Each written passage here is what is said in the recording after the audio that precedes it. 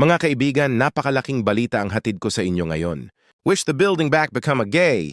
Kagalakan at ginhawa sa milyon-milyong senior citizens sa buong Pilipinas. Batas na po ang na-monthly pension para sa ating mga mahal na lolo at lola. Oo, tama po ang narinig ninyo. Mula sa dating maliit na halaga, na ngayon ay mas malaki na ang buwan ng tulong, pinansyal na matatanggap ng ating mga nakatatanda. Ito ay isang hakbang na matagal nang hinihintay, pinaglaban at sa wakas ay natupad na. Pero syempre ang pinakamahalagang tanong, kailan ito magsisimula? Sino ang makikinabang? And paano makukuha ang bagong pensyon na ito? Yan ang pag-uusapan natin sa video na ito. Kaya siguraduhin na manatili kayo hanggang dulo dahil bawat detalye ay napakahalaga. Unang-una, bakit nga ba malaking bagay itong Nabongo monthly pension? Alam naman natin na maraming senior citizens sa ating bansa ang umaasa lang sa kaunting ipon o kaya sa suporta ng kanilang mga anak. Marami sa kanila ang wala ng kakayahan na magtrabaho at ang maliit na halaga na dati nilang natatanggap bilang pensyon ay hindi sapat para sa mga pangaraw-araw na gastusin. Isipin nyo na lang pagkain, gamot, bayarin sa kuryente at tubig, pamasahe. Lahat ng yan ay patuloy na tumataas ang presyo. Kaya naman sa pag-akyat ng pensyon sa nauwaran buwan-buwan, malaking ginhawa na ito para sa ating mga senior citizens. Kung dati ay kinakapos at hirap na hirap silang pagkasiyahin ng maliit na pensyon, ngayon ay mas may kakayahan na silang matugunan ang kanilang pangunahing pangangailangan. Halimbawa, kung dati ay kailangan nilang magtiis at bawasan ang gamot dahil kulang ang pera, ngayon ay mas makakabili na sila ng sapat na maintenance medicine. Kung dati ay minsan isang beses lang sa isang araw ang pagkain ng karne o gulay, so ngayon ay mas may kakayahan na silang kumain ng masustansya.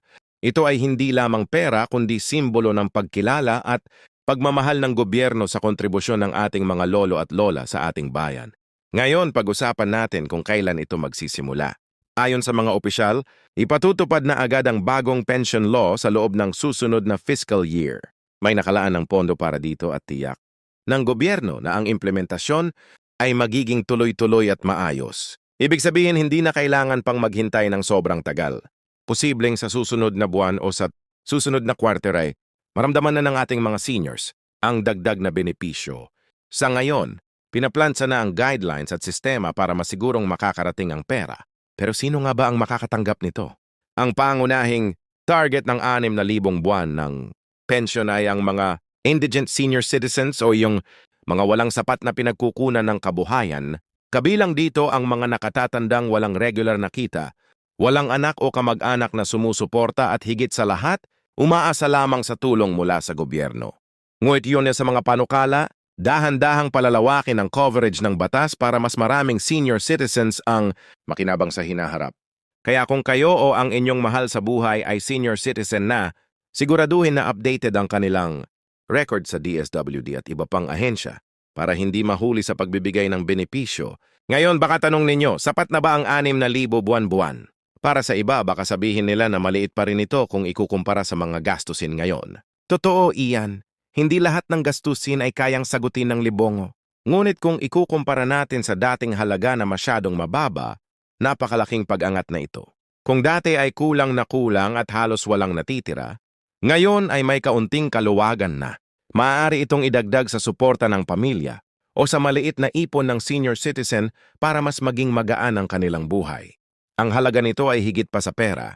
Ito ay simbolo ng pagkilala sa kanilang sakripisyo, sa kanilang pinagdaanan at sa kanilang kontribusyon sa ating lipunan. Isa pa, ang na 1,000 a monthly pension ay may domino effect.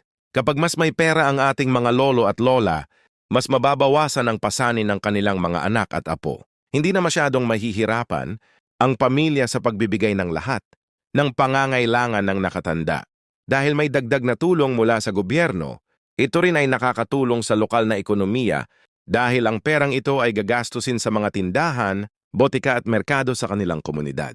Kaya kung tutuusin ang benepisyong ito, ay hindi lamang para sa seniors, kundi para sa buong pamilya at komunidad. Ngayon, pag-usapan natin kung paano makukuha ang pensyon. Ayon sa guidelines na inilalatag, ang sex na 00 ay ibibigay buwan-buwan sa pamamagitan ng direct cash payout o kaya naman ay sa pamamagitan ng ATM o e-wallet system para mas madali at mas ligtas ang pagkuha ng benepisyo.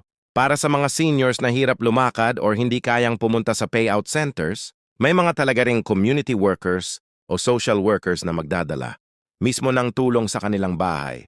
Napakahalaga nito dahil alam natin na hindi lahat ng seniors ay may kakayahang bumiyahe.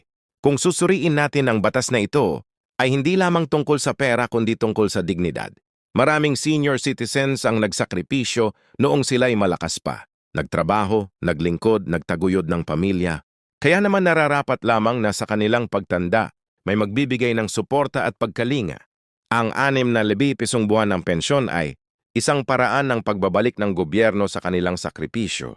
Pero syempre, gaya ng anumang bagong programa, may mga hamon din itong kahaharapin. Una, ang pagtiyak na walang korupsyon at hindi maaabuso ang sistema.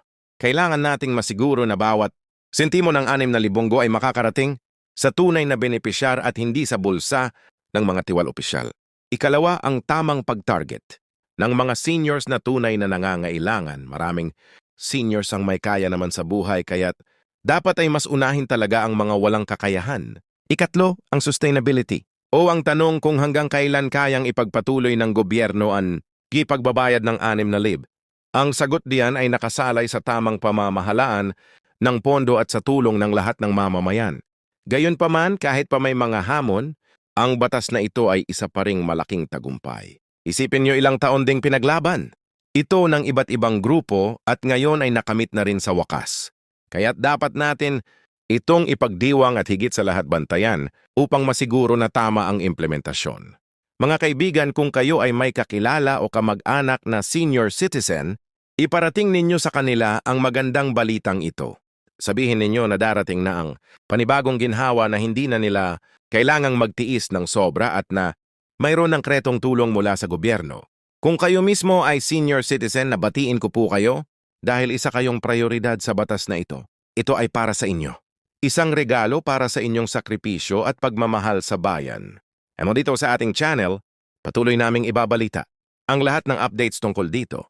Mula sa eksaktong petsa ng implementasyon hanggang sa mga hakbang na dapat gawin para makuha ang benepisyo. Kaya siguraduhin na nakasubscribe kayo at naka-on ang notification bell para wala kayong mamiss na update.